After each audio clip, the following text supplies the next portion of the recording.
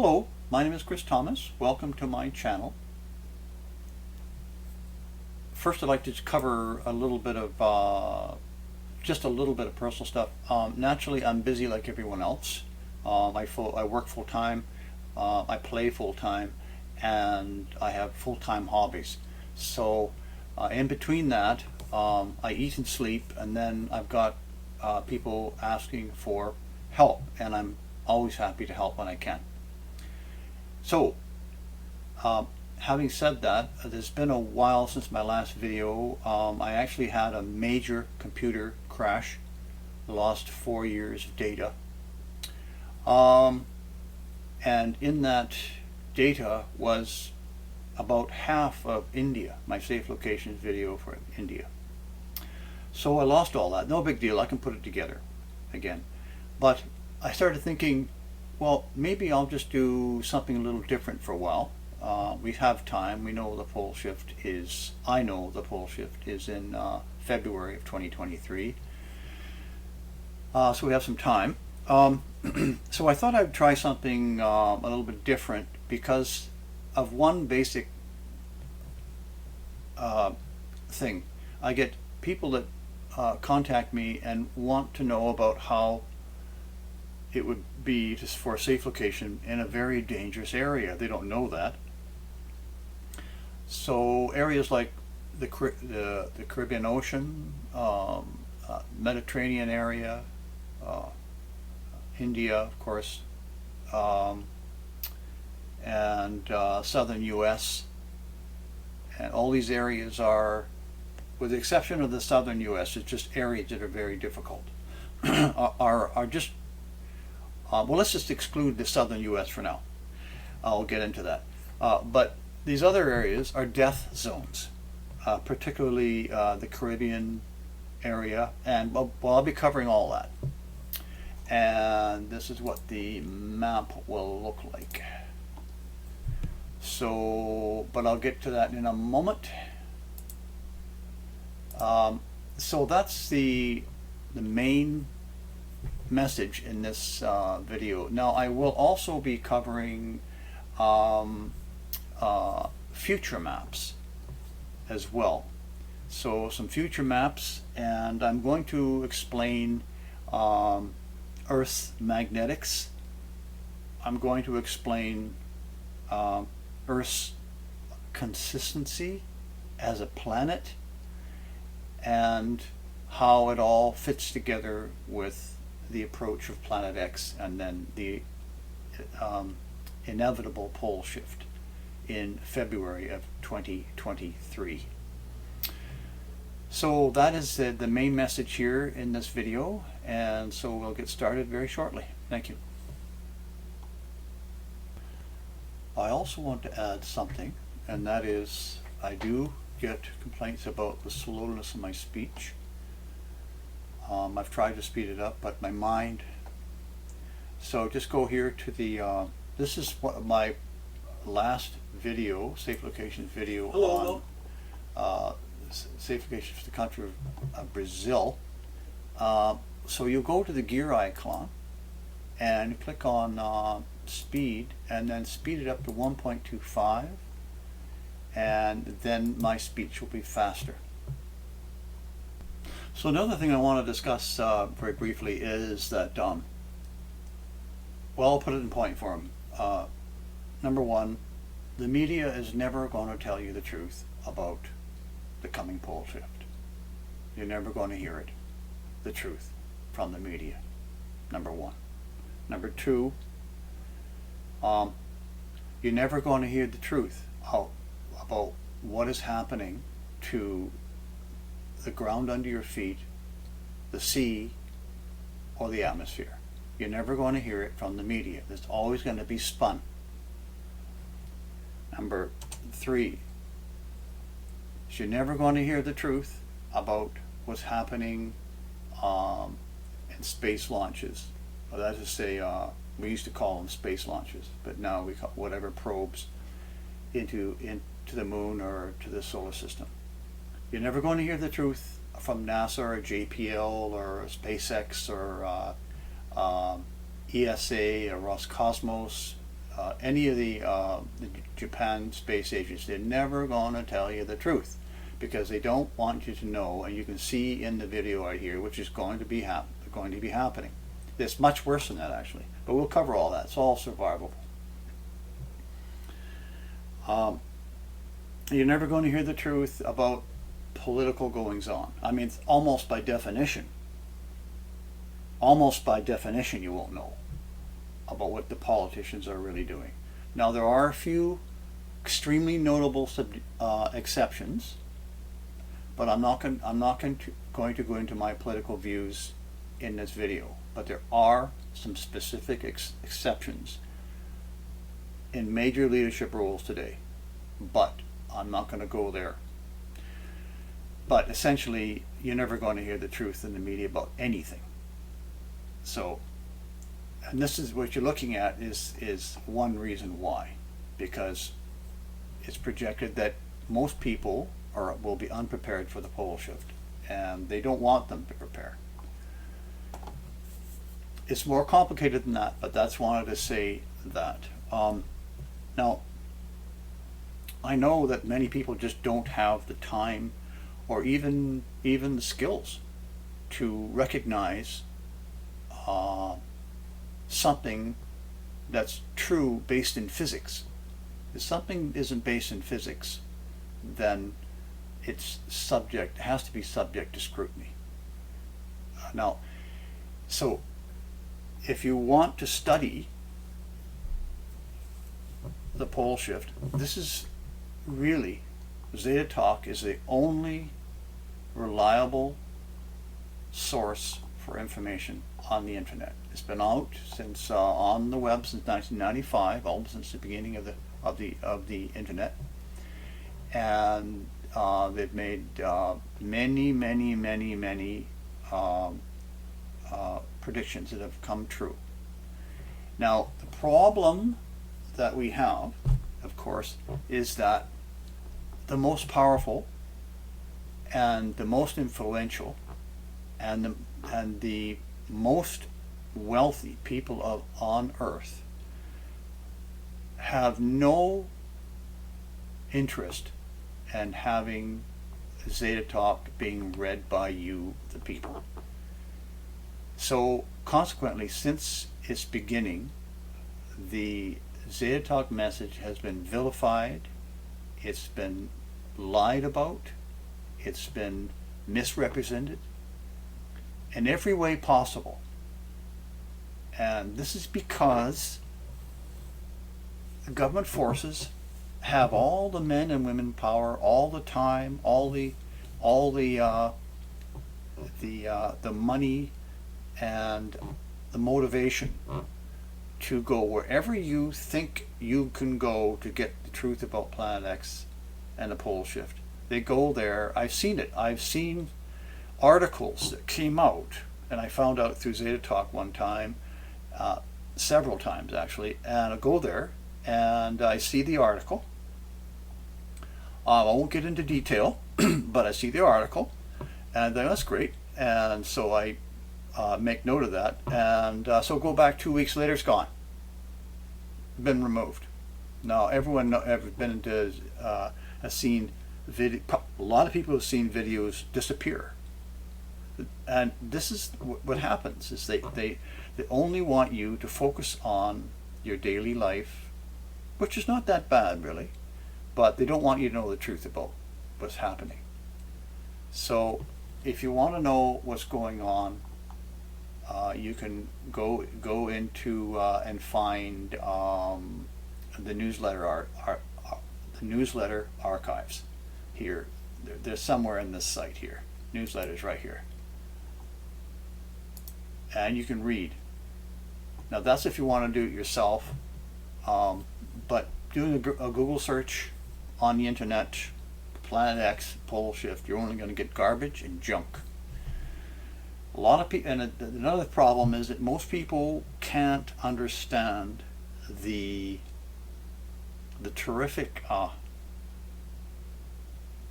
to put it, it's very difficult to visualize what is happening, because the entire Planet X pole shift Nibiru saga is entirely outside of the box of the average person's cultural experience. This is why it's so difficult to ask our family to look at this stuff. So consequently, because of all the vilification and disinformation, a lot of people have a very skewed idea about what's going on at the Zeta Talk website. But I studied it at length, and I continue to. It's a very large site, and it satisfies physics. So, and goes beyond some physics, and that's where I would love to get into, because I do other work that enhances my work in explaining safe locations. But just wanted to say that for now. So at this point in the video, I want to go into future maps. Future maps of the world. First of all, let's take a look at, this is what will be this is an explanation map of what's going to happen, where and why, that I'll be using. But it's not my official future map. That has not yet to be made. A common future map is this one by a man who's still alive. He's Gordon Michael Scallion. Now, we're going to look at this map because it has a lot of holes in it. Let's take a look at North America, for example. Here you can see the sea passing over the Sierras and into, it looks like, Nevada. Now, I have a problem with that, because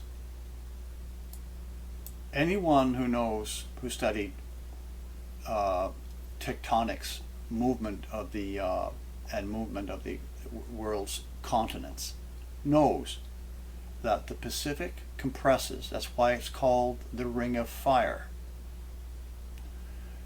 Is under compression. So what happens to magma when it's under pressure? It pushes up.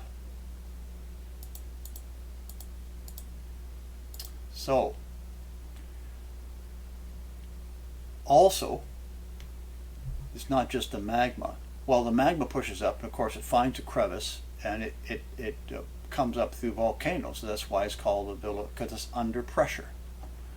Now, do you see any heavy-duty action around the Atlantic of volcanoes? I mean, there are volcanoes in Africa and Italy area and Greece and areas like that, but around the Atlantic, no. And if you were to find one, it would be extinct. This is because it's expanding. And the reason, that is the reason for the Mid-Atlantic Ridge. This is the North America, South America, Africa, England, UK rather.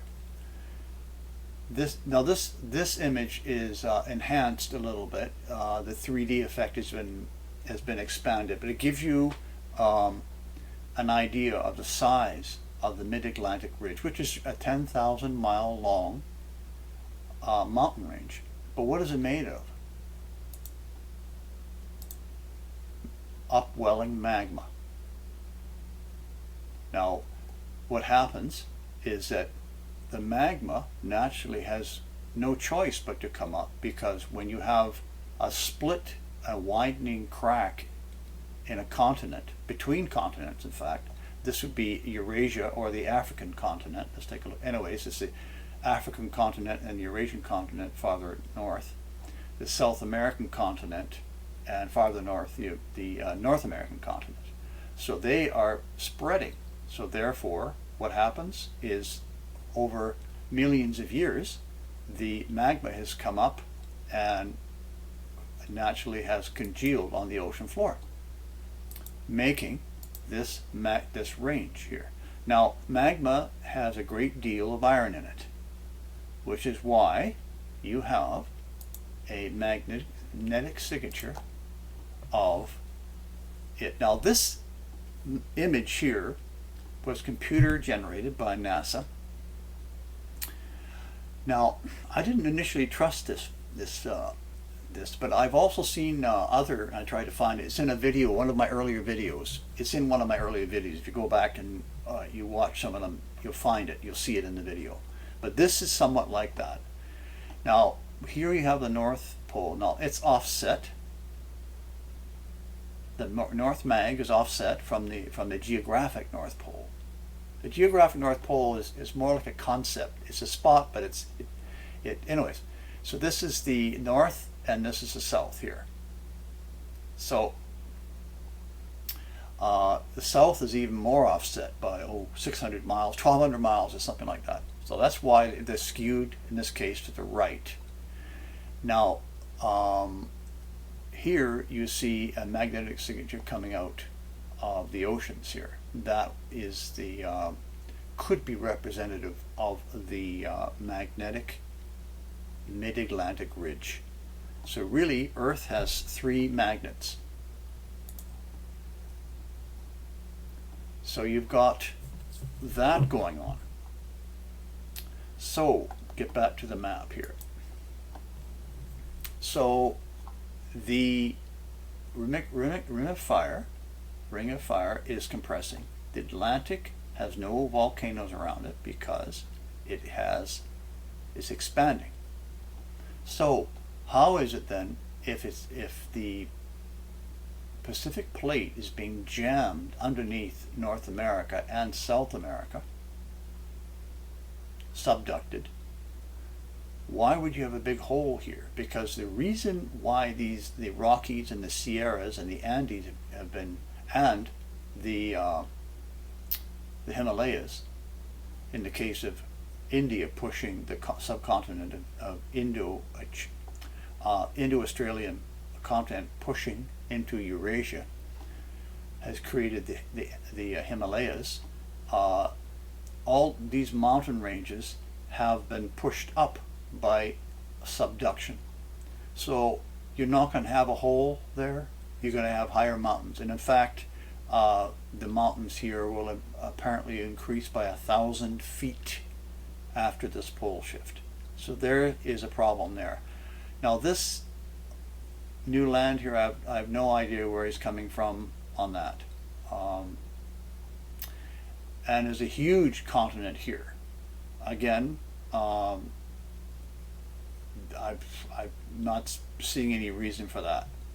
Now South America is looking better, except we have a section here that doesn't fit the scenario, because this area is being pushed underneath the South America, not on top. So if it pushed up, then you'd see it here, but no, it's being pushed down under the South American continent, which the fault line runs quite close, right down, just outside, along the western edge of the continent. So this makes no sense. Now, this makes sense. Now, I predicted this myself by pure research. That's where the new land will come up that data talks about. So, problem here, problem there. Now,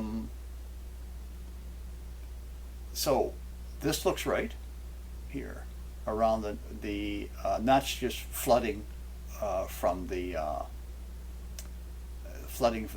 melting ice caps, but it's a little bit much. It looks like he's applied about 1,000 or 1,200 foot pole melt rise of the sea level to a map, and then altered it somehow. But it won't be this bad. But that makes sense. This makes no sense here. I don't see any evidence of land coming up there at all. Neither here. I believe this was Lemuria or Mu or Atlantis area. I think that's why he put that there, but that's not going to be happening. That was pushed down by alien tech. Oh, it's complex, very, very complex, but we won't go there. Now here he has India exposed, which we'll cover. India will be pushed down under the waves during the pole shift, as will Australia tilt. So that shows these two above. So that's wrong, and this is wrong. So, and we have a seaway up the middle of Africa. I don't know how we got to that. Africa is a very solid continent, and this does make this. I can't see this making any sense because it maintains its integrity as essential. Well, the Rift Valley here will do some splitting and movement. It's doing that now. But the rest of Africa is well known to be quite solid, so this makes no sense at all. Now, the rock under Norway and Sweden is some of the oldest rock in the world, next to the Canadian Shield. So I see that not sinking. So this doesn't make any sense here. Western Russia, yes, but it's way too flooded. Here is interesting. Here he shows a seaway up here, so that's going to happen.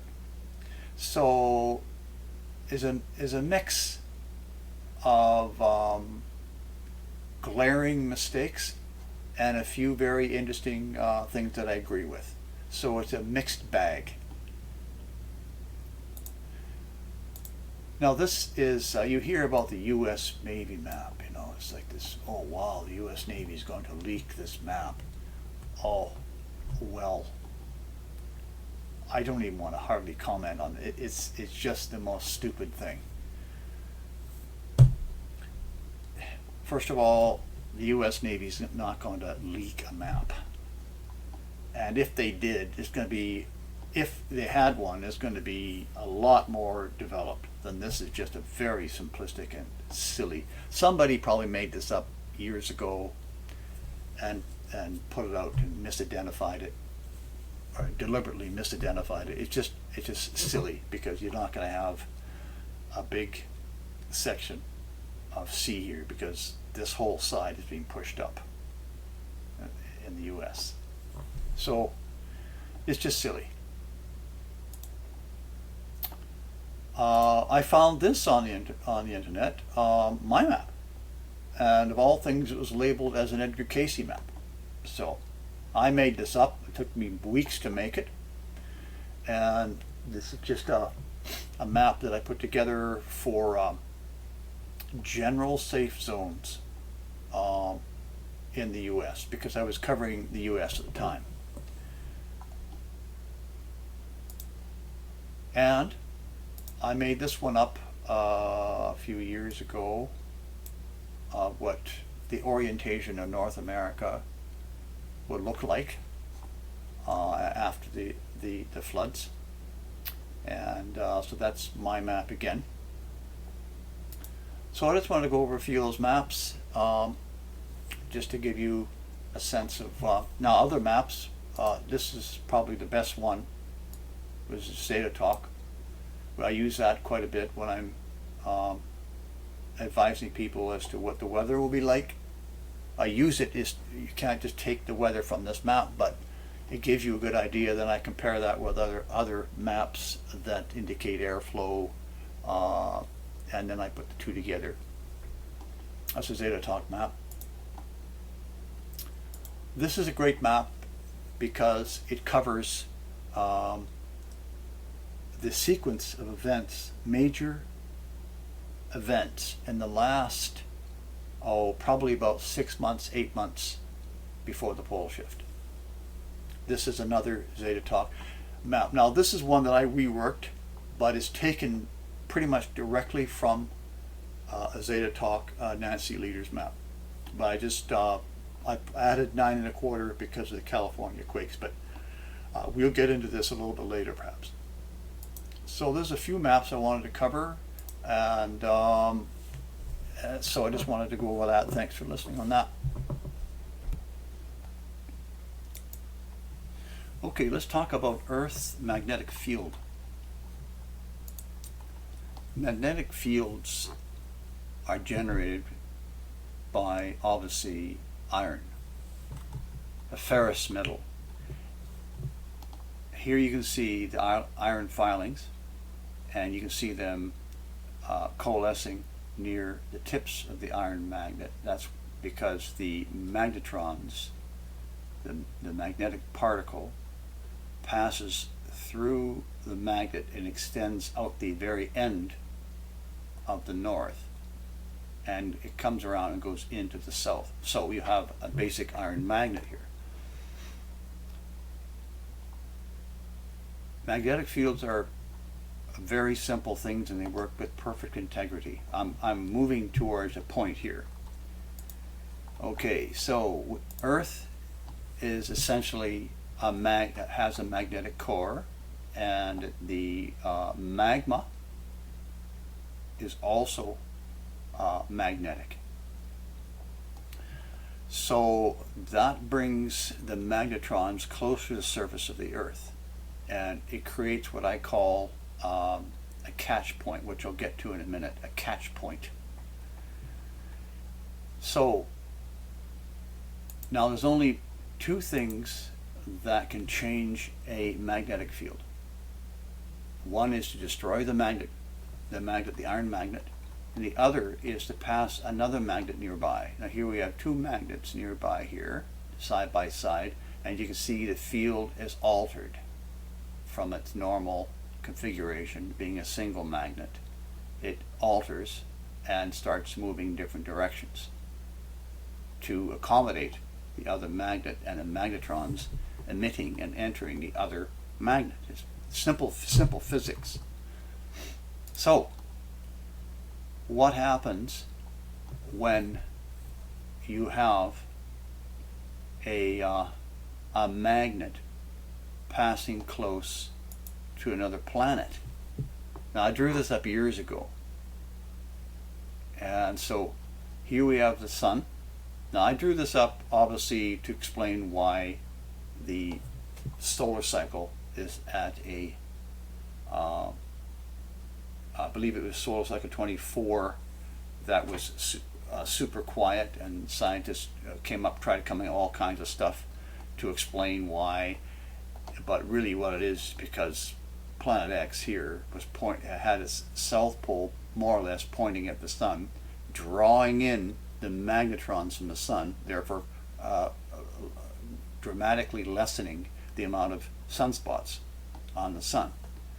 Now that's where I think the grand solar minimum came from. So that's a lie. It's just planet X sucking the magnetrons off the surface of the sun. Don't forget, or remember, or you should know that planet X is a very, very powerful magnet. It's like 27 times stronger than Earth.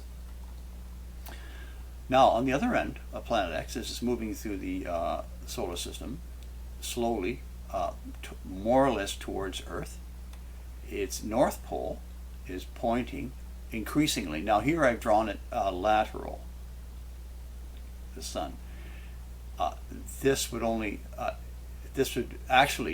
is not actually true. What if this was an actual representation, which it can't be, of course, but the North Pole will be standing upright if it's next to the sun like that.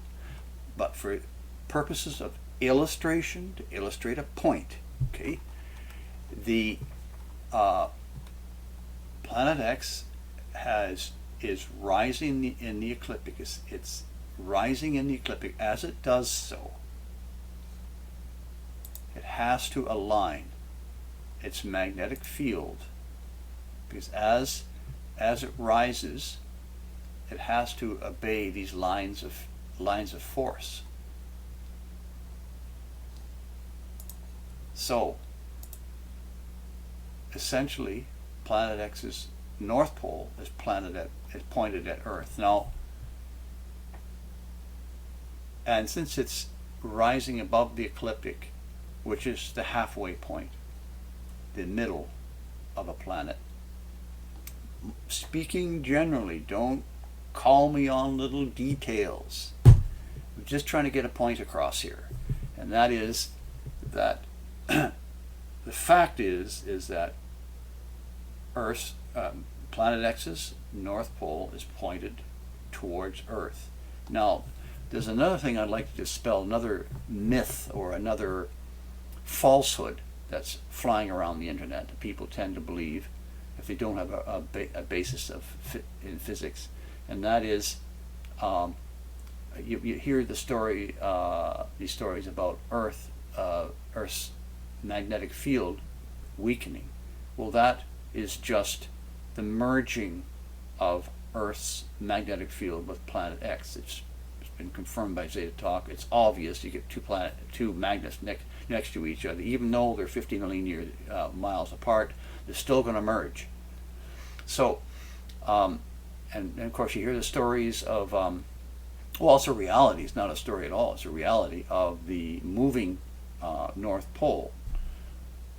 So, if you look at the history of the recorded positions of the North Pole, it started over here. I guess this is the first time, 1831. I wouldn't be surprised.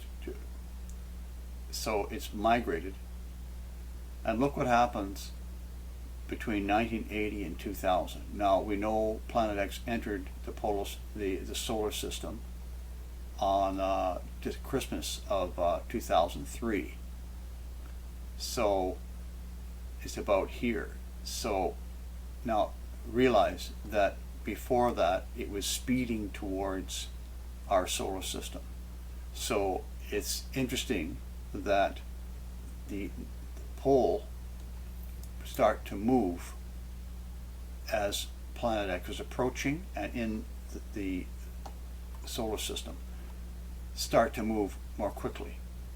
So I submit that the reason for the moving magnetic North Pole, and I don't think it's so unusual to have poles move. After all, it is a live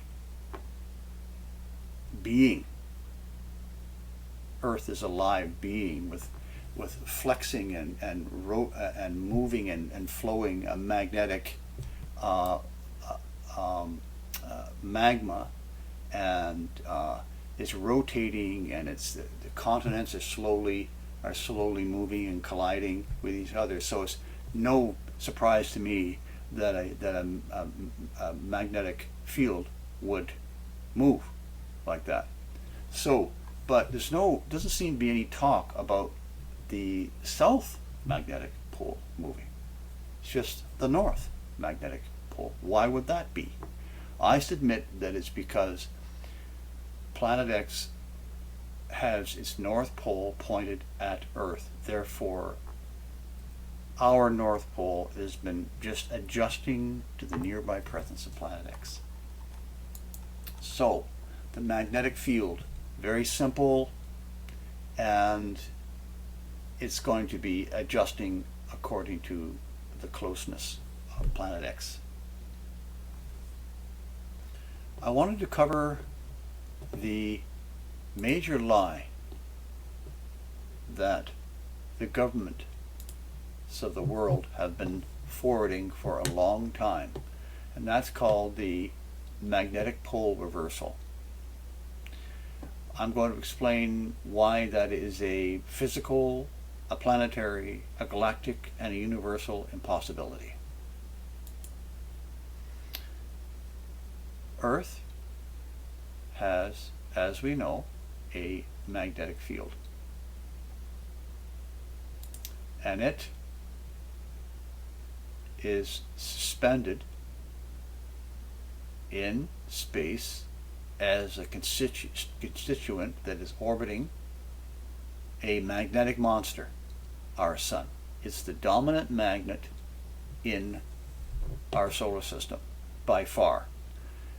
So much so you can see how the power of the sun is blowing the magnetosphere of Earth away out into farther out into the solar system zone.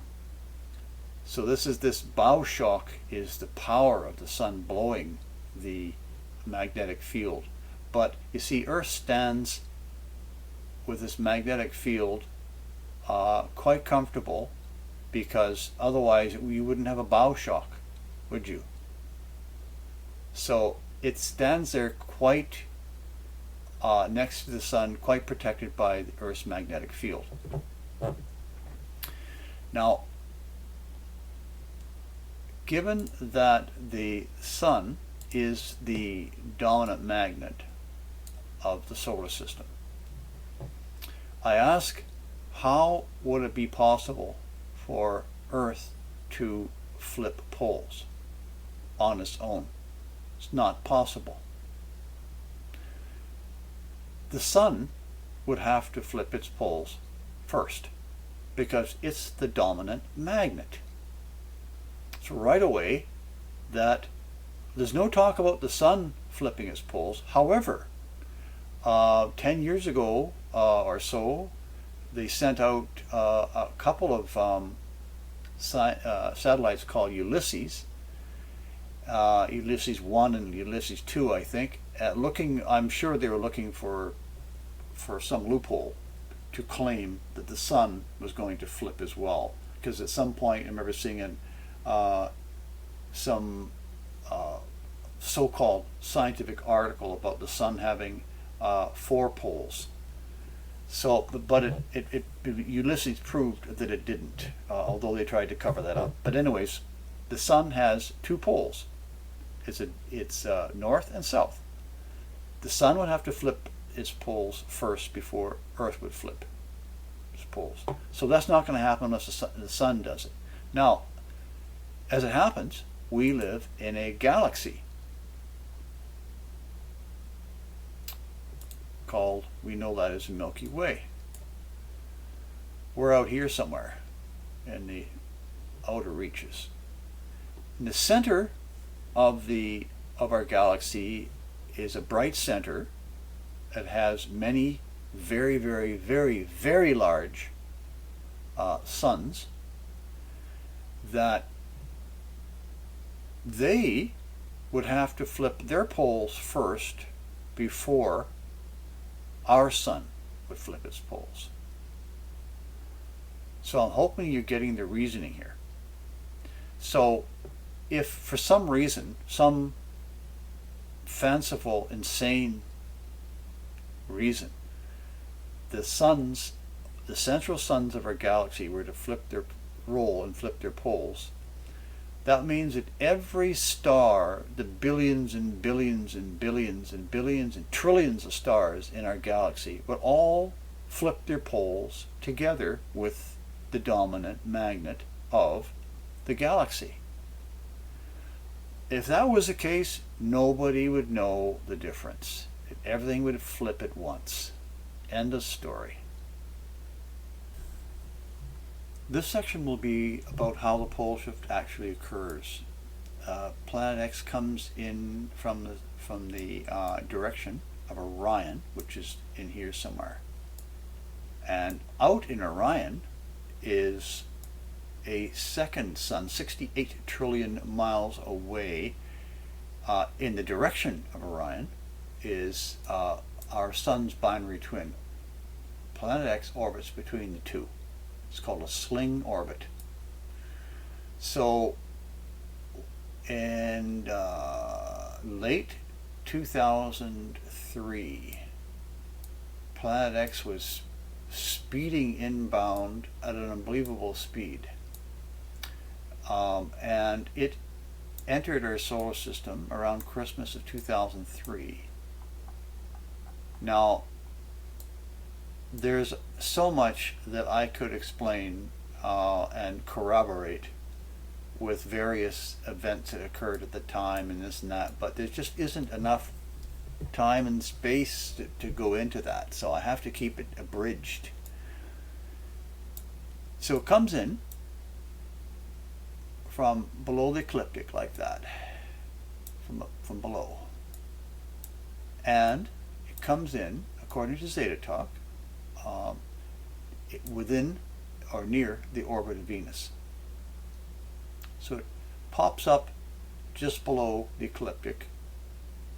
Now on the ecliptic there's a lot happening on the ecliptic. A lot of particle flows going out from the sun and in, out from the sun and in, out from the sun and in, out from the sun and in, like that. That's why all the planets are on a platform like that, the ecliptic, as it were. Anyways, so Planet X came to a crawling stall and has been transiting very slowly past the sun ever since. Now it's been, what is it, 20 years now? Over 20 years.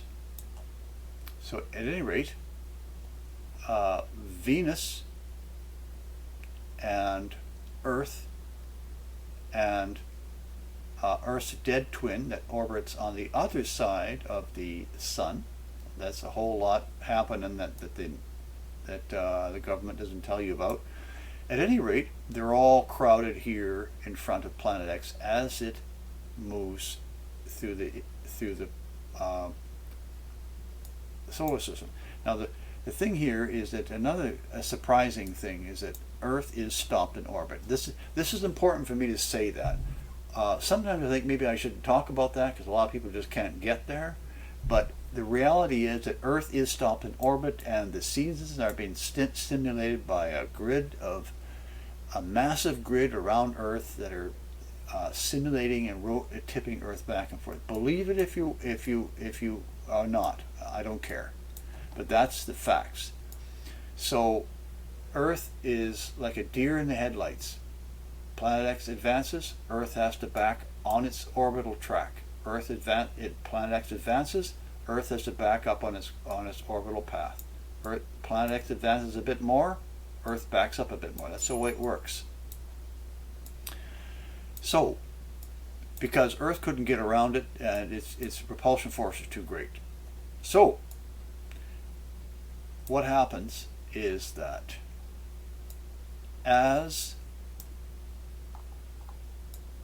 now this particular configuration doesn't, okay, now this is the more of a realistic configuration of the planets. You really can't see them that easily. However, we'll zoom in. I will have to maybe zoom out. Yeah, okay. So here's Earth, here's Sun. Planet X is here somewhere in this zone here, and it's slowly moving solar system outbound. As it does so, it moves on a slight angle, and as it does so, it rises ever so slowly above the ecliptic. Once it gets free of the intense particle flows on the ecliptic here, like that, on that line, on that disk, once it gets above that far enough, it starts to speed up. When that happens, it gets close enough to Earth within about 6 days of passing overhead of Earth. Earth slowly comes to a stop. Why does it come to a stop? Why would it come to a stop? Because of the mid-Atlantic ridge is a magnetic third magnet on the surface of Earth, and that's why we have a stopped Earth prior to the pole shift. We'd still have a pole shift if we had no mid-Atlantic ridge. It's just that Earth would be it would just be a crapshoot as to what would happen, what continents would move where, because of the fact that it was spinning, and it would be a crapshoot as to when a guess as to when which continent would be in front of Nibiru as it gets close. But at any rate, Earth is stopped in orbit because the mid-Atlantic ridge, the magnetic mountain range, locks on to Planet X as it approaches because it's magnetic, and at that point Planet X is the dominant magnet next to Earth. So as Planet X rises in the ecliptic, it has to obey the magnetic field lines of the Sun. So in which case the Planet X has to roll its attitude, roll its poles to align with the magnetic fields of the Sun. So that means it has to lay over, which means its north pole points solar system outward simply because of the magnetic attraction to Earth's to the Sun's south to a north pole. So the south points at the Sun because it's attracted, because they're north and south, and the north pole points outward towards the Earth. So as Planet X approaches Earth, its north pole is pointed at Earth. So what happens, for various magnetic reasons, Earth is actually standing upright at the time, like so, and as Planet X gets close enough, it snatches hold of the south pole of Earth because its north pole is not going to move because it's a dominant planet. So, but Earth has to move because it's smaller and lighter. So, not only that, but the north pole of Earth is being pushed away because the north pole of Planet X is approaching. So I hope that's clear. So we got a north and a south event, and the Earth is, by this time, Planet X is moving faster and faster throughout the 6 days we're stopped rotating. By this time, it's moving very fast, and Earth is rolling away its north pole more and more, exposing the south pole. As at one point, Planet X's north pole grabs a hold and gives it a pull up, and that is the pole shift event. It's predicted at 90 degrees. I have no reason to doubt that. And it puts the ice caps on the equator. So that is how it actually happens. Internally, as I explained earlier, the exterior crust separates because of the pressure, and the magma makes that, liquid magma makes that possible inside Earth, and we have a pole shift. Okay, this is the main portion of the video that I wanted to focus on. I've taken a basic flat map and I've inserted all of the events that are essentially going to happen that are make the globe, areas of the globe, uninhabitable, both uninhabitable and death zones, so that when you're considering maybe an international move, state to state or province to province move, you'll know by looking at this, well, there's no sense going there. And so that's the purpose of the video. I will cover a little bit of safe location stuff as we go along, but it's primarily don't go there map. So let's start with North America.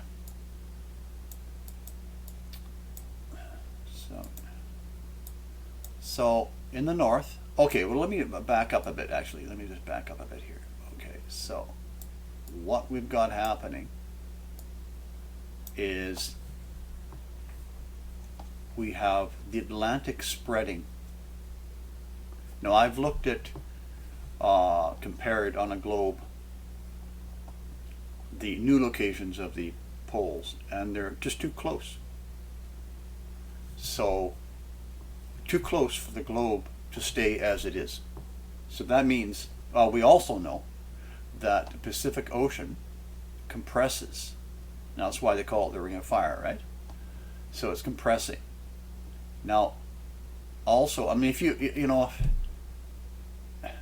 want to doubt this, I mean, you go and look at basic continental movements, and it's scientifically known, okay, that the Pacific Ocean plates are subducting underneath the continents around it.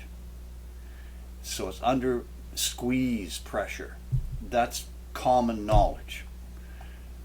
What's not common knowledge is, why is this happening? Why is the Pacific Ocean compressing, and concurrently the Atlantic Ocean is spreading apart? We know by the, as I've said earlier, by looking at the Mid-Atlantic Ridge, that it's a massive 10,000 mile long mountain range that's made of cooled magma that's pushed up from the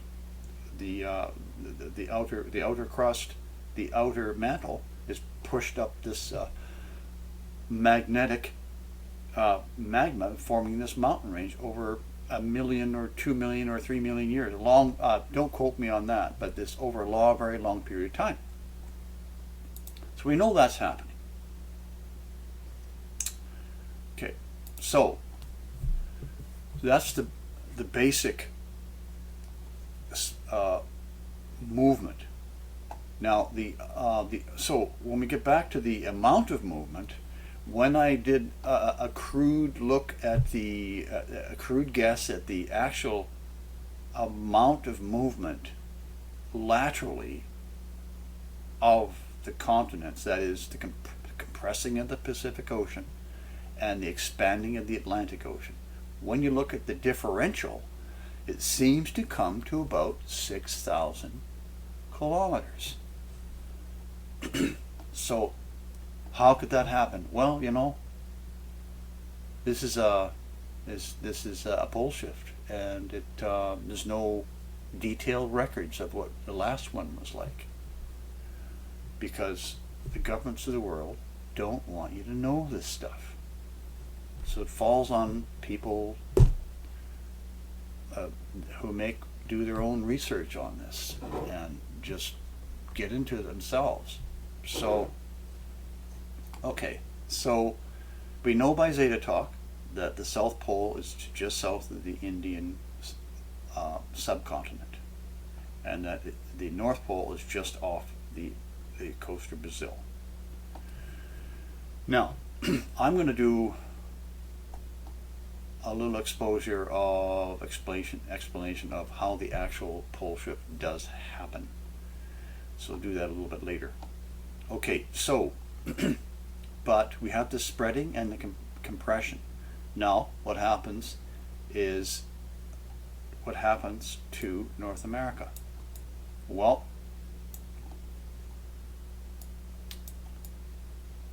the North American plate extends right into the Arctic, comes down, includes part of Russia, and actually the north part of Japan, and comes back up, and basically and runs down the coast here, and it comes out roughly through the Caribbean Sea, roughly through here, and joins up out here, comes up the Mid-Atlantic Ridge, and splits off, and so you've got this big, you have I believe a subplate here, a subplate. That's what I believe. But anyways, as it runs up into the Arctic. Okay, so, but we have, if you look at the ocean floor, you'll see that there's a line here. So at any rate, we know that the New Madrid fault line which extends up the St. Lawrence and past north of Newfoundland out to the Mid-Atlantic Ridge. Because it has to, because this whole piece drops. For that to happen, this has to separate up here. So we know that happens. So that means if you live along this zone here, well, that's a dangerous. It's not a death zone, but it's a danger zone, because we call it danger because it's such. It's ground movement, and if you're right on the event, well, then that's probably a death zone, but I'm calling it a danger zone here, through here like that. So we know that's happening. Of course, it's going to pull down into the Gulf of Mexico. You can't see it in this, but it's actually moved down. Oh, well, I moved it down about, several miles at least. And of course, I split it out because we know that the Atlantic is spreading. That means that the sea floor all along the east coast of North America will lose support, and it drops. And it drops as much as, I believe, up 200 feet in elevation down towards the Florida. And conversely, the upper portion of New England here, the Gaspé Peninsula area, that gets a bob up. So I cover that in the other videos. So at any rate, we have that happening to eastern seaboard. Now that happens during the pole shift, which I'll get into the sequence of events in a minute. Okay, at the same time, again, we have a Pacific Ocean that's compressing. That means that if you can imagine, even 500 miles or 1,000 miles of oceanic continental thrust underneath North America is going to create all kinds of trauma along here. So it's understood that the coasts are death zones. Got to know that right away. We'll get into that in a sec. But we have the thrusting underneath here. The coast here, obviously the same down here, but we'll get to that. So now, but it's, my guess is about 6,000 kilometers. So 3,000 on each side. So 3,000 roughly.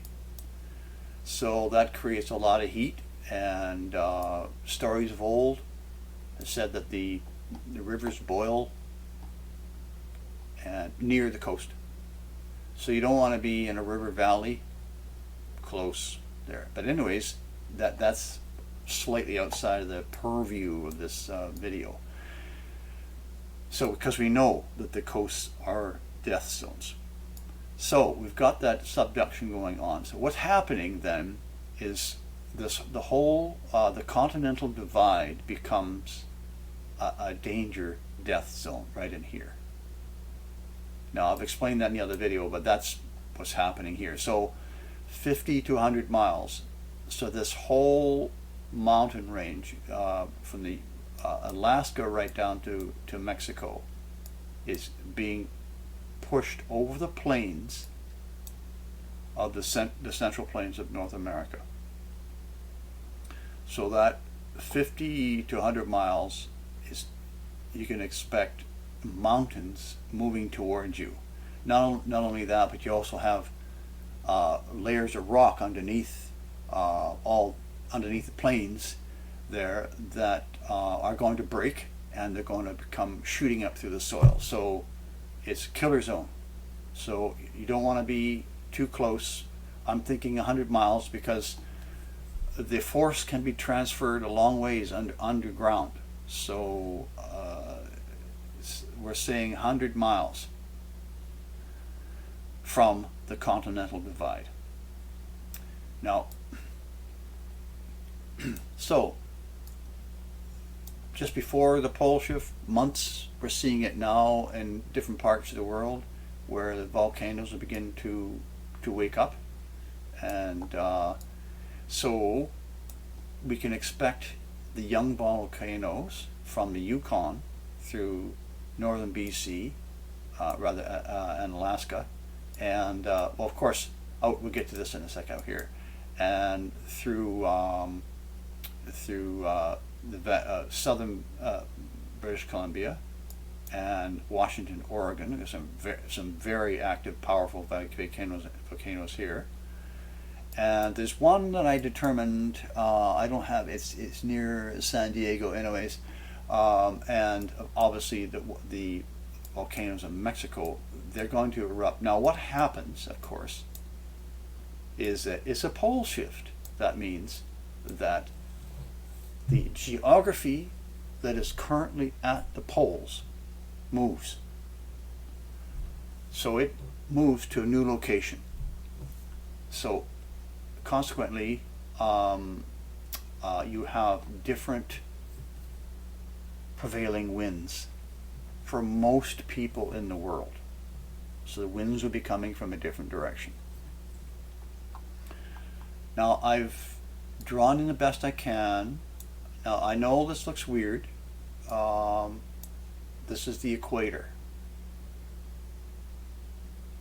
Now the reason why it's so odd shaped is because the map is arbitrarily flat. It's the old style map, and it's really not that accurate. So something we're all familiar with, which is why I used it, but it's really not that accurate.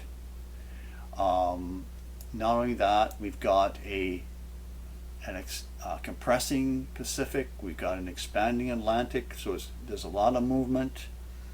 So, but we know the equator runs between these two continents here down, and it comes over the new land, we'll get to that, and up West Africa, and actually passes a little closer to Iceland, like that.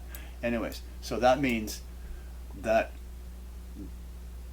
North America is going to be, at least the current west coast is going to be under a new regime of air movement, which will be this in the direction of the arrows here. So the volcanic ash will be blown out into the Pacific. Now, speaking of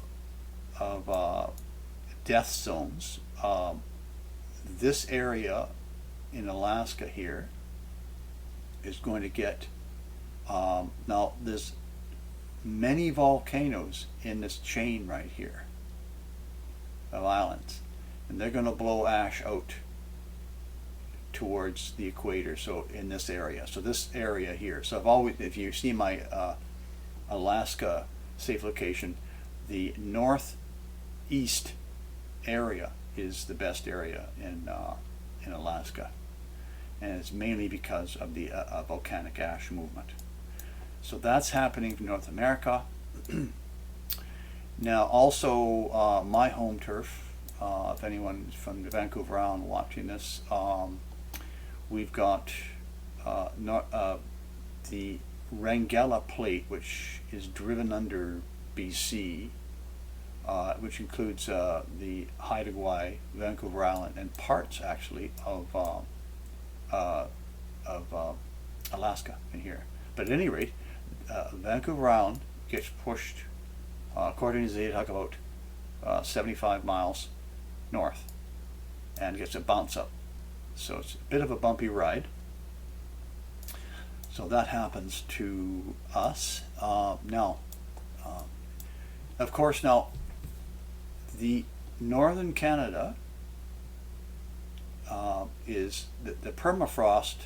The Arctic Circle runs through here like that, and that means that when after the pole shift we have this is the equator, so all of northern Canada and Alaska is going to be hot, especially Alaska, and the current west coast here. But for northern Canada, that means melting permafrost. So you can, no, I've never experienced melting permafrost, but I'm guessing it's pretty much a big damn mud mess. I'm sure of it. So you wouldn't want to be building up here, and then for the pole shift if you were wanted to really get away. So it's melting permafrost, so that's occurring there. Now, so that is a quick overview on North America.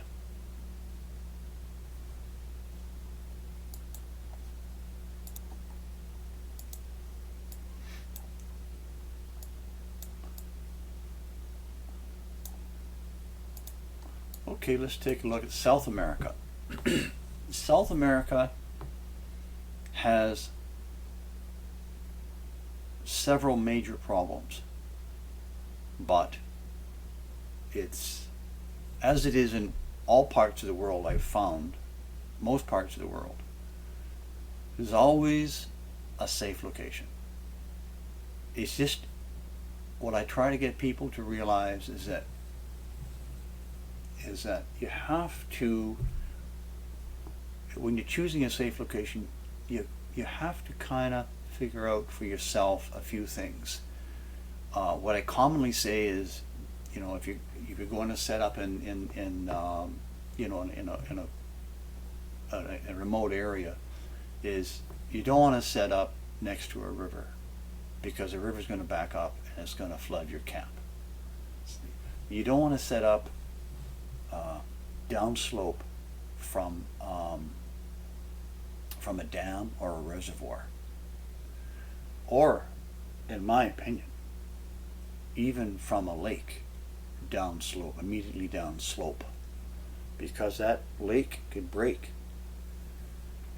So these things, you don't want to set up in what is obviously a dry gully, because there's going to be massive amounts of rain during the pole shift. So these are the basic things. And another thing, this is subtle, a bit subtle, and that is, let's say you've chosen your safe location, and you've got like for several people actually, 1 week I had several people call me on Canada and Ontario, and I was saying, well, you got to get away from the big city up in here from southern Ontario. And so we were looking at a number of places, and she said to me, I was talking on the phone, she said, how long did it get there? It's like 24 hours drive. And I said, oh yeah, I guess it is. So we worked out something that might be for another video, but so while I was talking with her, I spent time counting the bridges that she had to cross to get to that location. And there's, in her case, I think it was about 10 bridges. Not only that the roads often run along beside a river. So the point is, if you get your safe location and you plan on going there, say on 2022, and it just takes one bridge or one flat area near a river to or a creek even, to wash out a road, and you're stuck. So I'm telling people, now there are ways around this. It's not one way around is just simply bite the bullet and move early and set up and just deal with it, because it's required, necessary. The other is, don't go so far, and that's possible, and then making sure you've got several routes to get to your safe location, so that if one is blocked, you can use another route. So the safe locations thing, you have to I help as many people as I can, but you kind of have to have a little bit of common sense about movement during those last months, or that last half a year during 2022, if you're thinking of that. Now, if you're on you're in Utah, it's not going to matter, is it? You know, it's all flat, right? So it's not a big deal. So South America is hosting the new North Pole, and now I go into great detail with my Brazil safe location video. So here in this area is basically 6 to 8 months of ice and snow, and that's actually permafrost here. So we wouldn't call it, we could almost call it a death zone, but it's certainly extremely cold, especially for a warm country. So let's call that a no-go zone, east of this white circle. Now, I better say this. the blue is the approximate location of the new sea, because, as you know, it's pole shift. Ice caps are going to move 90 degrees. Now, even if they move 10 degrees, the knot is going to move 90 degrees. But even if the Earth was only a 10-degree tilt, which it won't be, but even if it is, the ice caps are going to melt anyways. They just take another few months to melt. As it happens, they're going to finish melting by late 2024, and that will flood the continents of the world, and this will be the new permanent sea, all this dark blue. So obviously there's no sense settling in those areas. Now I drew this triangle in here because South America is under the tip is held strong, but the top is rolling to the west, like so. And as it does so, it takes out all these Mesoamerican, I call them Mesoamerican countries, from southern Mexico down to Panama. They will be no more. Now we know that Honduras, I believe it's Honduras, has high mountains, but you have to realize that the continental plate of South America, which runs something like this, you follow my cursor like that, and it comes like a big chunk up here, and it drops down, goes underneath the Caribbean plate, and comes out and comes down here. So you can imagine this big chunk right here is going to grind and push down the Caribbean islands when it moves during the pole shift. So that's it's just going to create a rubble of a mess in here. So this is impossible to survive if you live in any of these countries.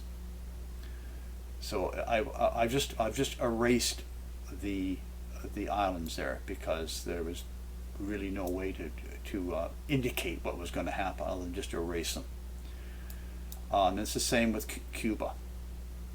Now, also, what's going to happen as well is that these areas here will be there will be volcanoes popping up out of the sea, because there's so much continental movement. So that whole area is just not survivable. So if you're talking about the islands out here, it's the same thing. Trinidad, Tobago, all those island chains, it's all toast. So don't go there. You have to move out. So now this puts a lot of stress, the rolling of South America to the west puts a lot of stress on the coast along here. So obviously these volcanoes will be erupting along here in Colombia and Ecuador. And there obviously we have mountain volcanoes running down here through Chile, and then down through this way as well. So now you notice the direction of the arrows. This is the ash fall, you notice it's changed direction from here. And that's because the new equator actually runs a little closer to here, and it forces the South American continent into a different prevailing wind cell. So the again, you have to remember, this is a flat map, and there's some unknowns, the distances and things like this, but I know because of this Zeta Talk fantastic map that Nancy Leader put together. This is what I often use when people ask me about the weather for an area. And so that is, I use that as a base. So you can see that the 30-degree latitude is running off the coast, off the west coast, the current west coast of South America. That means the wind, rather than blowing towards the equator like that, if you follow the direction of my cursor, the winds are blowing like this, towards like that. And conversely, on the other side of the equator, the winds blow like that. They curved and moved to the left like that. So you can see that South America is north, the new north of the 30-degree, which is where the split point is, where the prevailing winds now move this way, like that. Okay? So that's why the volcanic ash is moving in a different direction for South America, like that. So that means these areas here are subject to ashfall, this whole area here, and this whole area here. And obviously this parts of Argentina all down here. Now there will be areas in here that may escape because I've just drawn a line because there's a number of volcanoes there. If you're living in Argentina, let me know and we'll look and see. But there might be areas that in between volcanoes that you could set up a perfectly good life. But these are just general comments about general safe areas. So I wouldn't suggest moving to southern Argentina, for example. Now, so we got the Arctic Circle, we've got the ash flow, we've got the floods here, and we've got, okay, so now the sweet point for South America is the Cordoba area right in here, because there's no volcanoes in this chain right in there. So that's the sweet point, and it's high enough too. So that is South America. While we're here, we'll talk about the new land. I cover this in my Brazil safe location, but this is known today as the Scotia Plate. And when I was doing research on what the Zeta Talk was saying about new land coming up between the tip of Africa and the tip of South America, I'm like, okay, where is it? Because they didn't say where. And so I'm looking, and I spent quite a bit of time looking.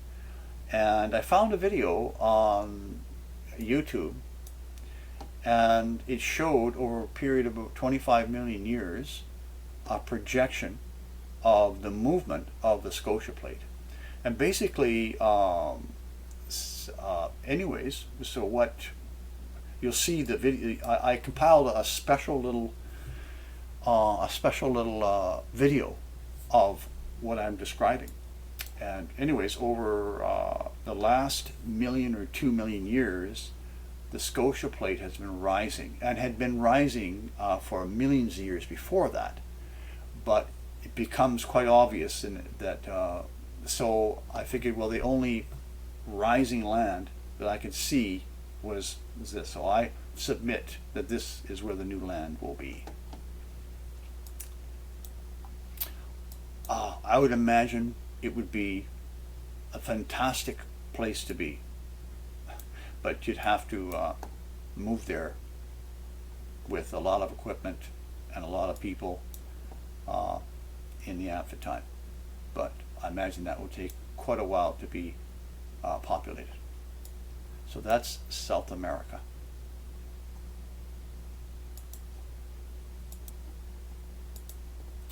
Okay, let's look at Western Europe. Spain remains to be a bit of an enigma for me,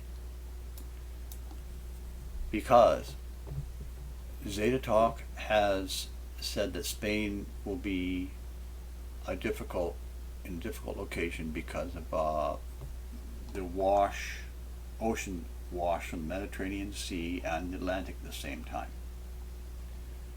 But when you look at the mountain range here, it's very high. And of course in the Pyrenees here as well. Well, imagine it's all the Pyrenees here. Madrid itself, I believe, is like 4,000 feet. So I would say that in the main, most of Spain would be of the plains here would be a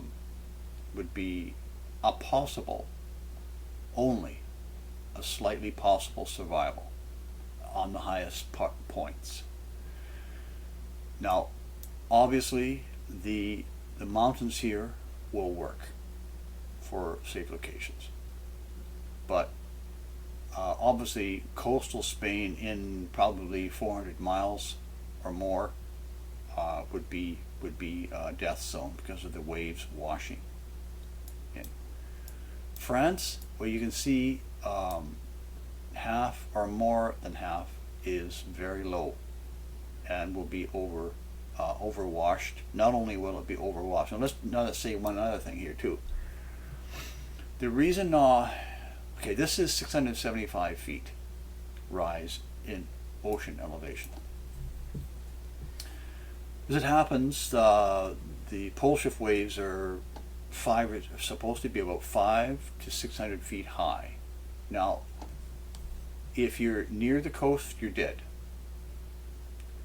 Now, if you're on a mountain peak at 10,000 feet, right next to the coast, you're probably going to be okay.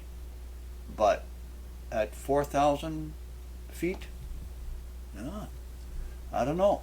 It would depend where you're. So the thrust of the water, you're taking a chance. This is why I'm pushing Waking Dreams. The first time I mentioned it, but Waking Dreams are going to point you to tell you exactly. It's just the best thing.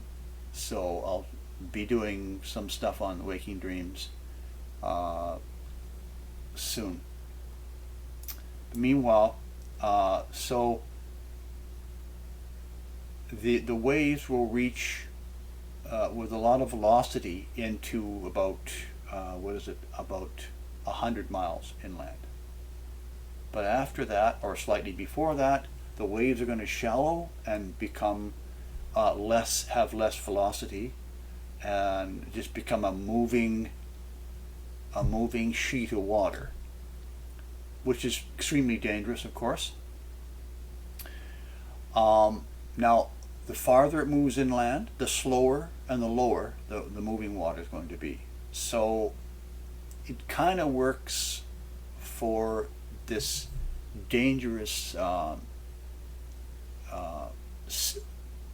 pole shift waves to look at the flood map of 675 tends to match the extent of the waves, especially in low countries where the water has to go a long ways.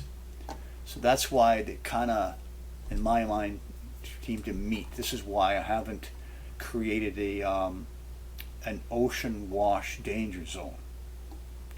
So France, most of it is very low, so obviously this is a no-go zone in here.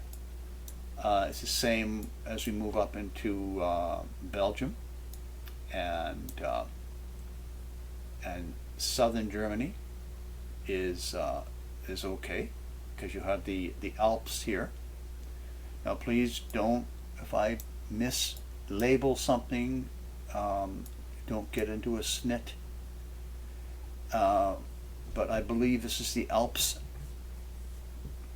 So we have, well, you can clearly see that you have highland in this area. The only problem with that is you have a lot of population in these areas that are going to survive, especially, you know, towards the middle of the country. They're going to survive. So they'll be paddling towards these dry areas, high areas. So that means a lot of survivor migrants coming our way. So that's the only. Now in here there'll be fantastic little millions of fantastic little safe locations you could find in here. So it's all doable, but I'm just warning you that there's going to be a lot of, if you're out in the open or you're in some obvious area or you're set up by a road, a major road that in southern Germany, you can just expect migrants to be walking through looking for food and whatever they can get. So again, the basic approach is to be hidden and have your community hidden and well protected. So as we move east, we have again we have Poland, which is the same situation as Germany, and we have Hungary.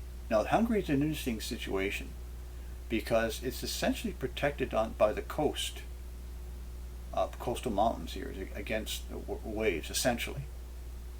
So so the only reason it's highlighted here in the blue is because it's below 675 feet in elevation currently. So why would I leave that in there? Because if it was safe, I would remove this. I would have removed this. But it's not safe because the seawater will rise. It will overtake the this area here, and it will fill the Black Sea as well. The Black Sea will come up. I'm not sure what but the sea will and the Black Sea will merge. And so what must happen then is the extra seawater, how much, whether it's 100 feet or whatever it is, will back up through. Now, if I'm not mistaken, it's not the Danube. I can't remember the name of this. There's a river through here, and it's a famous river. But anyways, what will happen is that the seawater will flow up the river valley slowly and into Hungary and fill this in. That's what's going to happen. I've looked at it several times. So that's why it's basically a no-go zone. It'll be slow, so it's not really a death zone, is it? But the river will just constantly back up until it fills most of the country. There is a section towards the north, I believe, in Hungary that will be high enough. So we have, okay, so we've got, of course, all these countries here are very low, and there'll be a lot of survivors out here, many survivors out here, many, and they'll be paddling about looking for dry land. So this area here is going to be highly populated with unfortunately sick and desperate survivors. Finland, again, same in Finland. So we got Sweden and Norway, of course, obviously do very well for the poles, extremely well. They're near the sea, near the new equator, very old rock, very, very, very old, strong rock there. So there won't be a lot of cracks opening up in the ground, although there'll be lots of shaking and earthquakes and land movement, but does very well. So we have most of Western Russia, you could almost say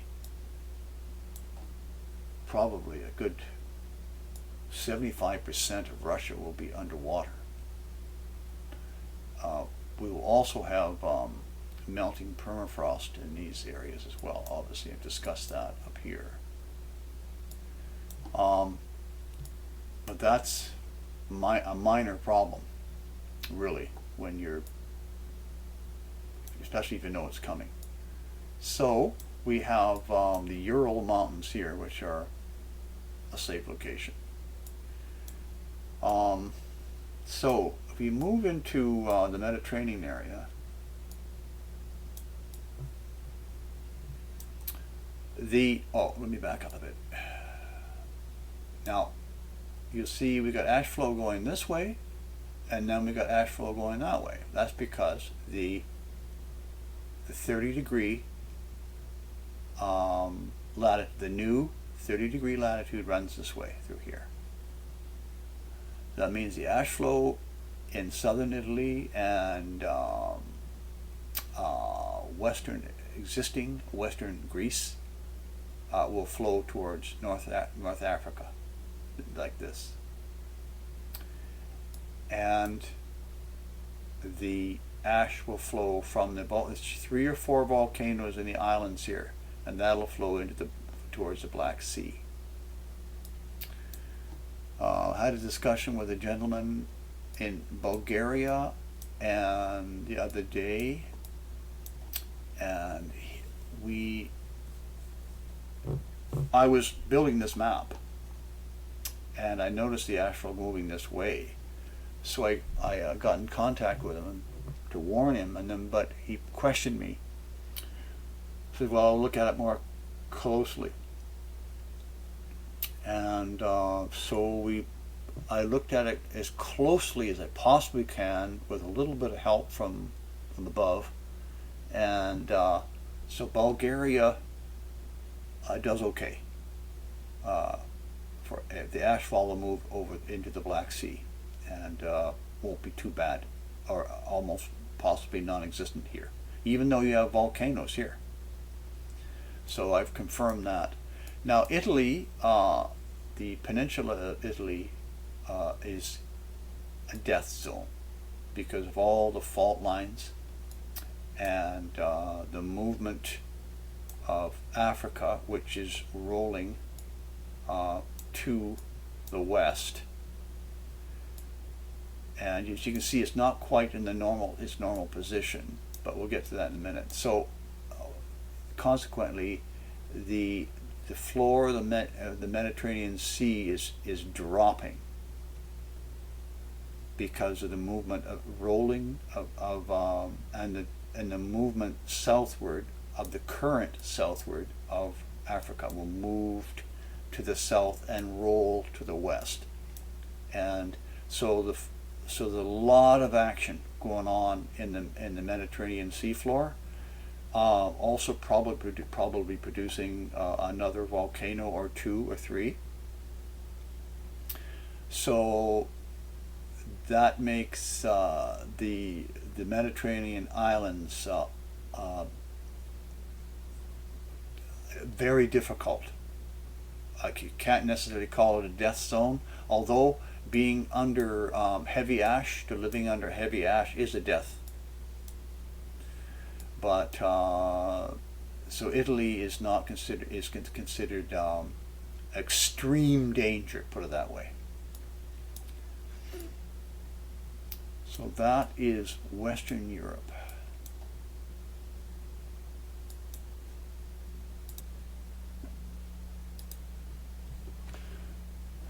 So let's look at the Saudi Arabia. Now, I forget the name of this plate. I think it's called the Arabian Plate. I'm gonna move in here. Obviously, it's uncomfortable for Oman and southern Iran and southern Afghanistan and southern China and southern Tibet, Mongolia. Rather not Mongolia. Mongolia is great. Let me just back up on that one. Because of the new Antarctic Circle. So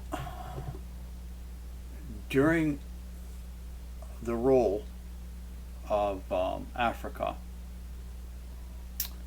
the Arabian Plate gets pushed into Iran. Obviously you can see here in the past it's done so.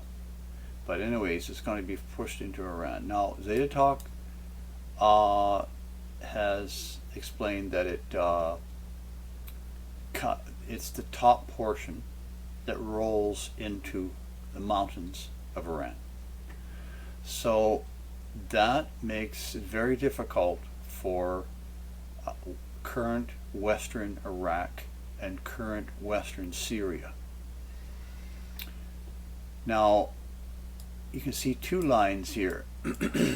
I drew this in as a death zone up against now I've moved this the boot, what I call the Arabian boot, and I've moved it into I've taken portions out of it and moved it into Iran, and created this line here originally.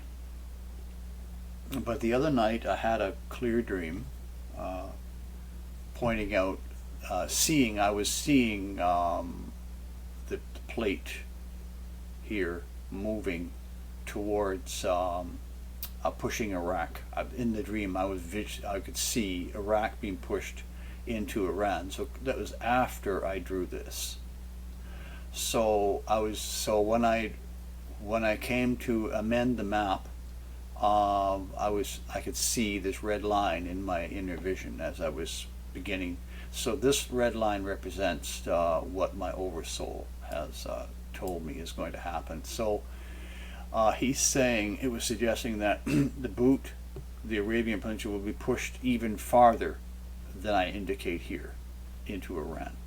So this line here would be the extremity of the push. Zeta Talk says that the mountains or the hills of Western Iraq are safe, and that's consistent with what I was shown. So up against the border there, I guess that's probably about 200 or 300 miles of safe zone here. So this is a death zone here. So that's Saudi Arabia. Of course, as I mentioned, it's going to be uncomfortably cold in these areas here. Now let's move into the Indo-Australian Plate. Well, as I said, I started, and I'll get it done, but I had some great stuff going for India, and unfortunately the huge well, it's an understatement to say it's a huge, to have the entire subcontinent of India to go under the waves, but that's what happens. So since I studied it so thoroughly, I can give you the detail now.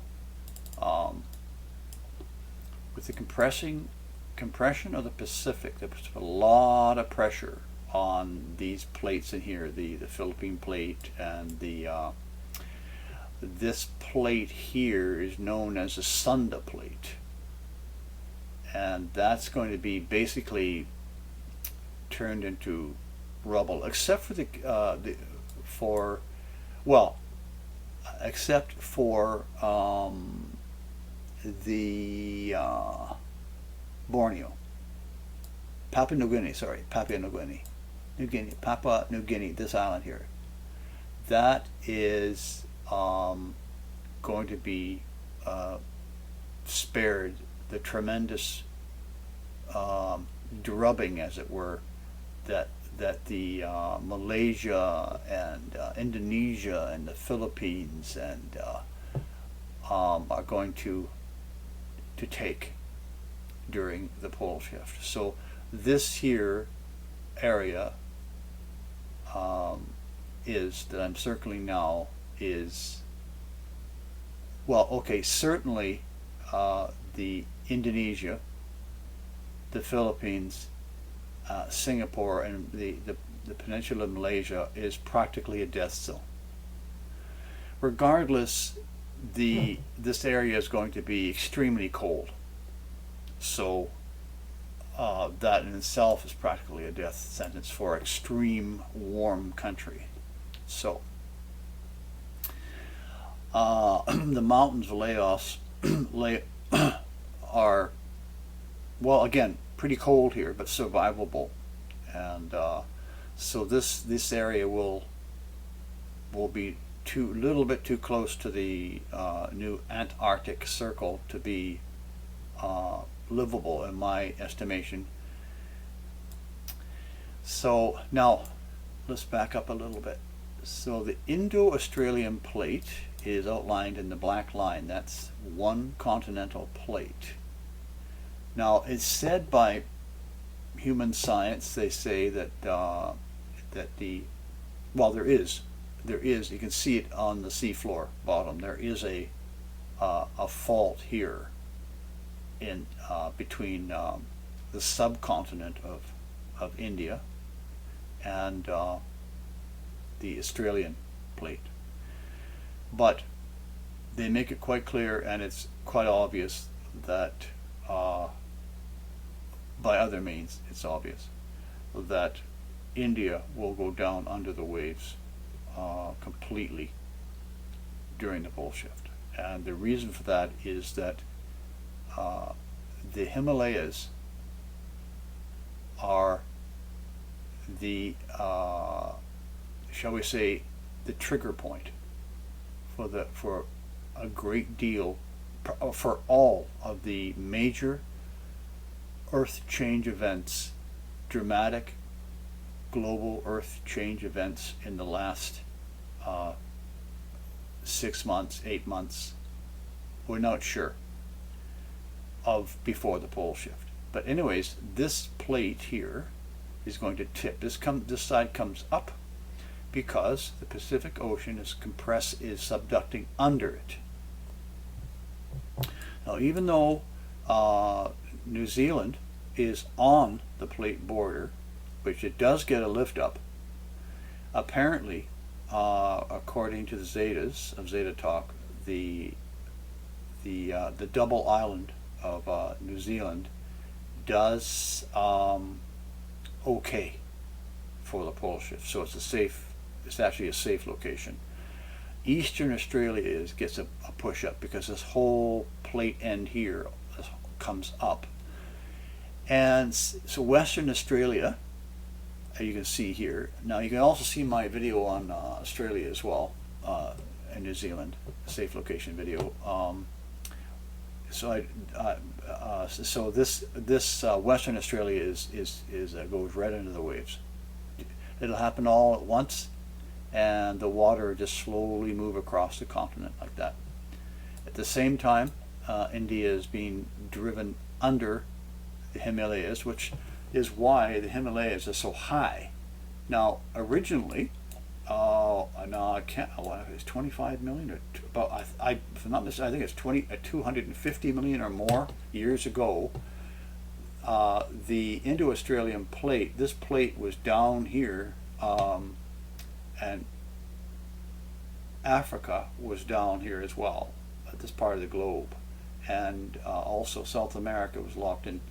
So they were all converged down in this area, and it's been that long. And you can see a video. It shows the migration of India. It shows India migrating north over a period of, again, many millions of years. And it migrates and migrates, it keeps moving, and it comes up against the Eurasian plate. We call this the Eurasian plate. And even more interesting is when you look at the video, you can see as this plate intersects with Eurasia, you can see all the mountain ranges here being pushed, so that you see these curves here. You get in close, you'll see all the curves.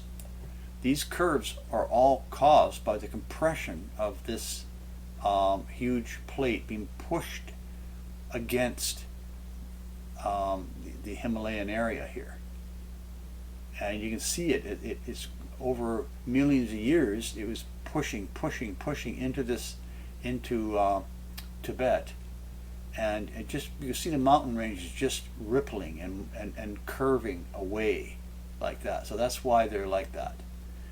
So this is a trigger point, because now it's under so much pressure. So what happens is during the pole shift, now this is an interesting thing I was thinking about, is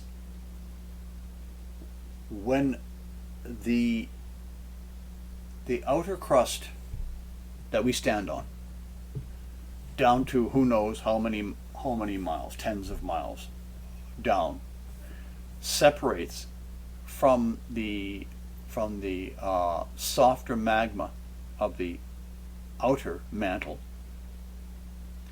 and moves during the main vent of the pole shift.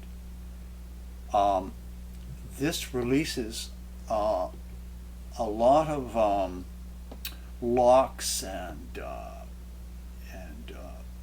positions that the continents have been set against each other, because now, over a period of an hour, the crust of Earth is being pulled up by a fast-moving brown dwarf magnetically connected to the Earth on 2 points, pushing at the north and drawing and pulling on the south pole like that. So as it rotates Earth like that, all the connections of the continents had underneath, down how many miles? 500 miles? I don't know how deep, but where the magma is liquid, what happens then is, and then it releases all these interconnecting notched areas where the continents have been locked against each other for 3,650 years since the last pole shift. So that now gives them the freedom to move. It's because of the isolation of the crust temporarily from the magma core. I figured that out. So during that process, the Indo-Australian Plate is just jammed underneath the Himalayas. How far, I don't know. But certainly to get down deep enough for the Indian continent to get deep enough is like many thousands of feet. To get underneath the Himalayas. And of course the Himalayas are pushed up as a result, but the entire continent of, as you can see, I'll zoom in. By the way, I'll have this map available under show more underneath the video for you to download if you want to download it. And so you can see New Delhi is about where the new, of course, New Delhi will be sea bottom, but where the new Antarctic Circle will pass over. I mean, this is beyond. There's no emotion that I could show or say that of the for India. It's just too big. So even if India wasn't pushed down, and it will be, it's right within the Arctic Circle for a hot country. So but it gets pushed down. It's a danger zone. Danger. It's a death zone. Let me back out here.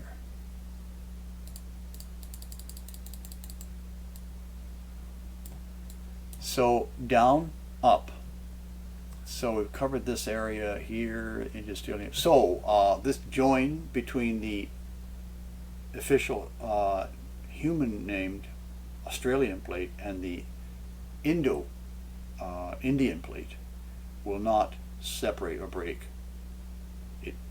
It maintains its integrity and then pushes India down. So if you remove, now I had somebody, for some reason I've been avoiding China. I don't know, part of it, the reason was maybe because, you know, the internet is filtered and my videos may not make it to China, and other countries were pulling on my attention. But I had a person ask me specifically about China the other day, so I did an analysis of China for him. So between Beijing and Hanoi, I don't think I've got Hanoi, but Hanoi is down in here somewhere. This line here represents, east of it represents a safer zone, and to the west of that line is a safer zone, and to the east is a much more dangerous zone. Obviously, southern China will be cold, will be quite cool, survivable, but cool. And we have a mountain range here, which I believe will hold, so survival is possible here. But then it's cool, going to be cool here.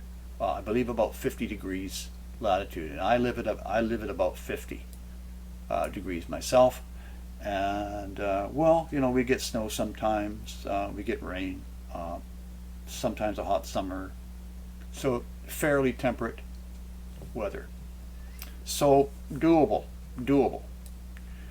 But Zeta talks about the lower areas of China to be lots of sinkholes are going to happen. There's a lot of karst, so there's going to be a lot of ground movement, sinking, and a lot of flooding. So it makes this area very tenuous to survive. So what's looking very good for China is northern China, west of Beijing. So this area, Mongolia, beautiful weather for. So Mongolia gets a thumbs up, and northern China, this area here, and of course, this portion of Russia, it'd be fantastic.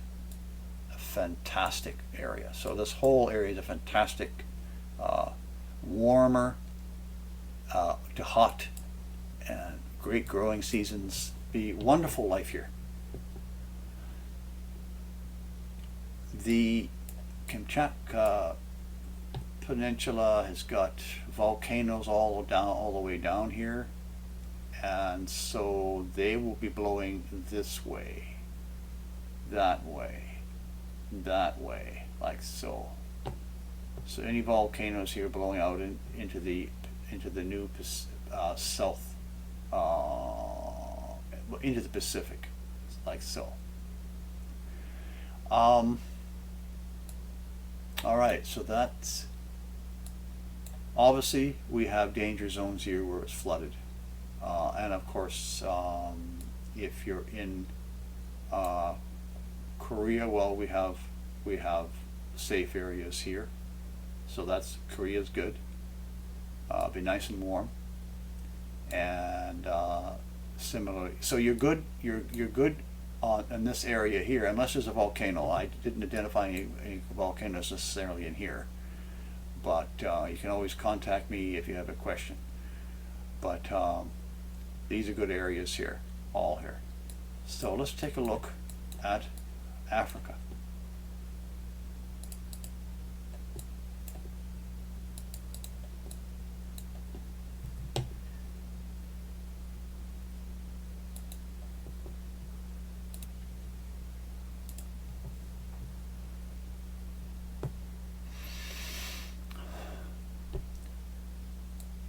So Africa,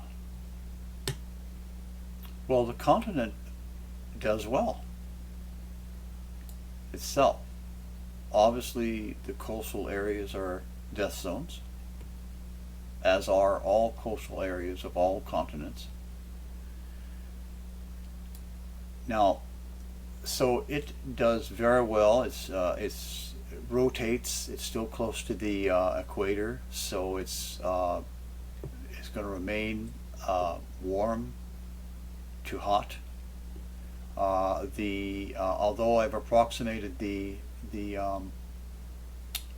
equator here, it does run through the current West Africa, so very hot.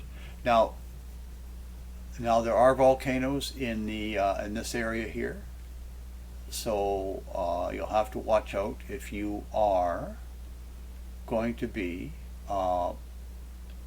in Ethiopia here, because the volcanoes will blow their ash this way. So the 30 degree runs approximately through here. So any volcanoes in this zone here, and I believe there's just a few here. And I'm a little remiss, I didn't actually look at the volcanoes in Africa. I didn't see too many.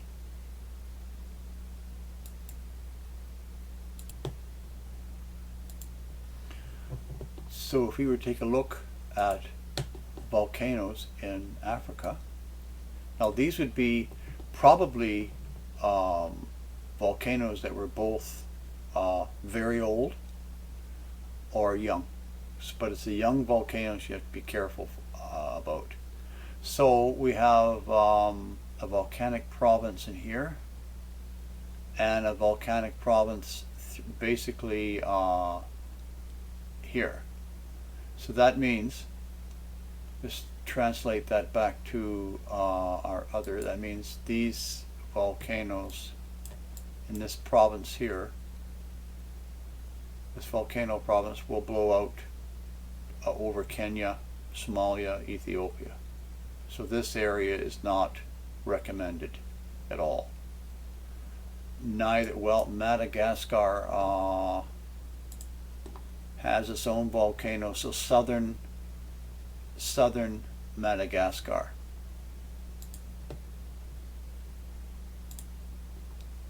So we're blowing out, yeah. So so northern Madagascar is not recommended. Extreme current Western Africa is not recommended.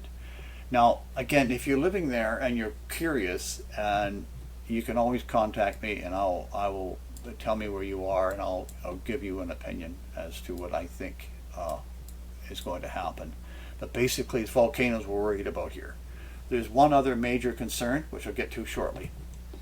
But and then here we have, if you have any young volcanoes that are 10,000 years old or younger, they will erupt.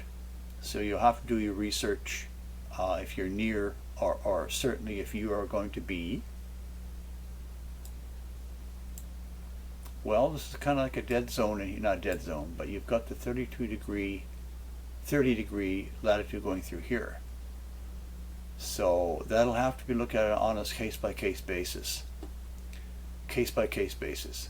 So if you live in here and you want to contact me about volcanoes, you do so. But I would say Southern Africa is going to be excellent, as will this, shall I say, west, this area in here.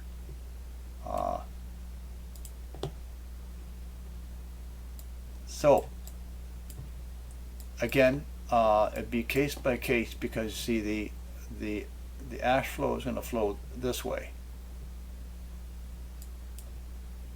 like that. So the volcanoes are mainly here, so it looks like this area are much better. But anyways, you'll have to contact me about Africa. But the other major thing about Africa is disease. Either disease, viruses, killing viruses such as Ebola, and sexually transmitted diseases, HIV, and other diseases that you would contact from eating bad food, bush meat that has been cooked right, and possibly from animal bites and other things like that. So if you can isolate yourself from all that somehow, and isolate yourself from survivor migrants, and then in a good community, then you can make a go of it.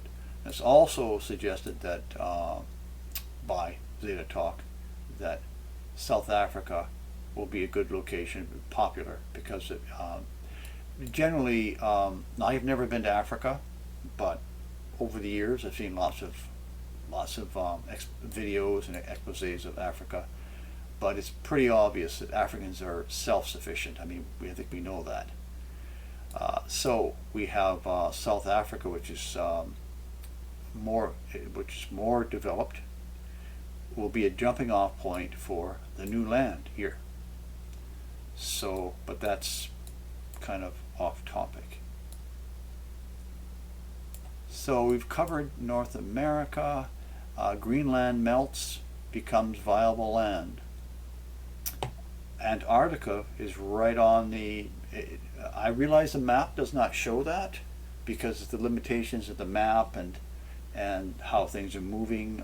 The globe is splitting and moving, but Antarctica is on the equator, so that also is will be viable land as well.